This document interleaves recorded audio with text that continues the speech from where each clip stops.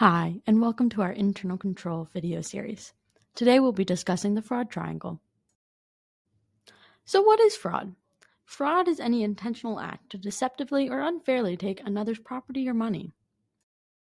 The fraud triangle highlights how pressure, rationalization, and opportunity combine to heighten fraud risk. When these three components converge, fraud will likely occur. Removing one or more of these components can deter fraud.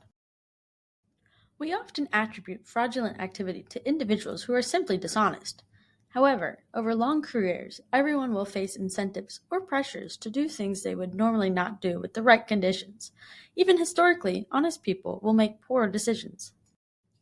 Pressures may be created by family, illness and related medical bills, addiction to drugs or gambling, or simply a lavish lifestyle.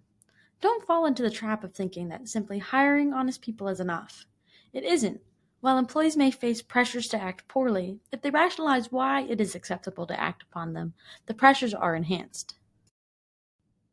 Some individuals may initially intend to pay back stolen money, while others may believe the amount is insignificant and no one will notice. Some may believe they've been treated unfairly and they deserve what they're able to steal. Individuals may feel wronged if you passed over them for a promotion or feel underpaid when compared to a coworker. Opportunity exists when an individual has the ability to take cash or other assets without detection. To minimize opportunity, an agency should ensure internal controls are properly designed, implemented, and enforced. Opportunity is the only fraud triangle component entirely within management's control and must be present for fraud to occur.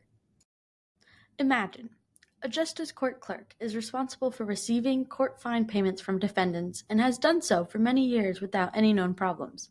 The judge periodically orders fine adjustments, and the clerk is responsible for entering those adjustments into the accounting system. In addition to already receiving the payments, the clerk now has the opportunity to zero out the defendant's account in the accounting system and steal the cash without detection. After a few years of employment, the clerk's child becomes ill and begins to incur high medical expenses. These expenses make it impossible for the family to meet its basic financial obligations, which adds pressure to the situation.